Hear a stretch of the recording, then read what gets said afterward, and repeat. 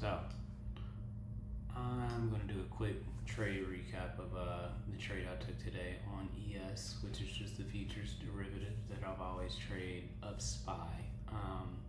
So for complete transparency, I did not catch this downside move at market open this morning. I was still in the bed, didn't get out of the bed and onto the charts until about right down here around 9 a.m. So pretty much generally when we got a nice strong move like this, if the move is going to continue lower, something I always say is that I need a bounce or a reject for it to continue lower. So it's just not going to just go straight down. It's going to come up, go down, come up, go down.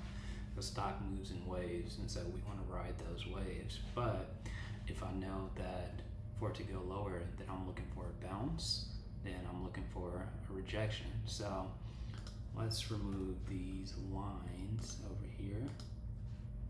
Remove this one, remove this one. So, and what I base that reject off of are levels. And so let me show you how I went and found those levels. So I'm down here, right?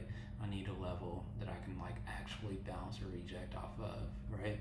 So in the immediate term, on the 15 minute, there's no level there. So I go up to the 1 hour. On the 1 hour, still, there's really no level down there.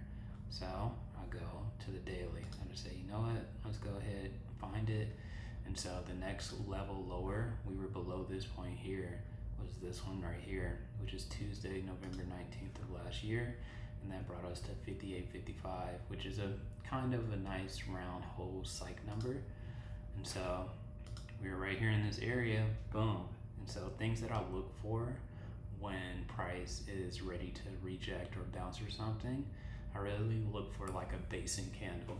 And I usually look for it on the 5-minute chart. That's usually where most of my entries come. So the 5-minute chart, we're looking at this area right here, and we get a very nice basing candle on the 5-minute. Now, the way I kind of time my entries on the 5-minute is I usually look for a break of the body. So me personally, I like to take my entries a little bit earlier. It's a little bit aggressive, but it's safe when it comes to like my risk management. So essentially, I just entered, get that out of there, that keeps popping up. I entered on the break of that bar.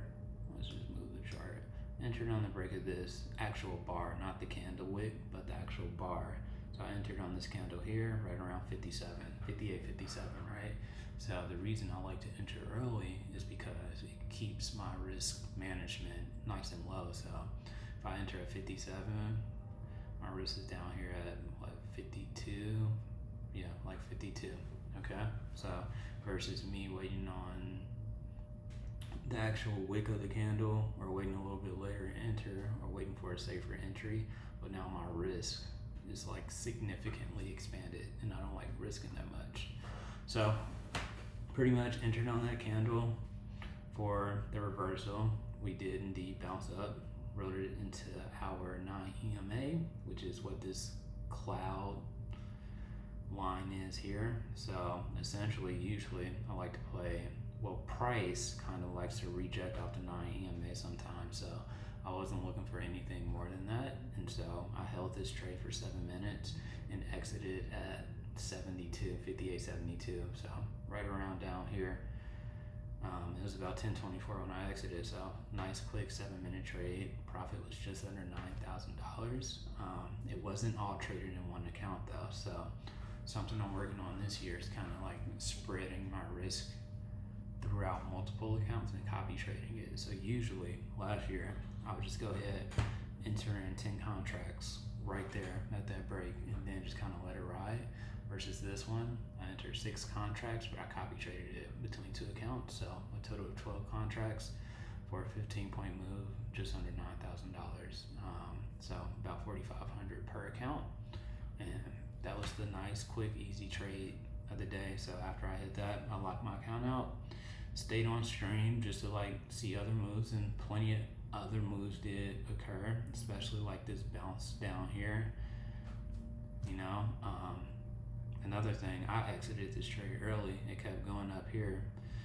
up until about this 58, 90 level or so, but I exited way down here, so who knows, that could have been an extra, if I got out 72 and went to 90, could have been an extra $12 to $15,000 on top of the 9 that we made. So, but can't be greedy and you can't have FOMO either, so just execute our trades. I like to buy low and I like to short high. And like I said, the early entries kind of keep my risk nice and tight, which is what I like. Okay, nice and simple. If y'all got any questions or anything, y'all know y'all can hit me up.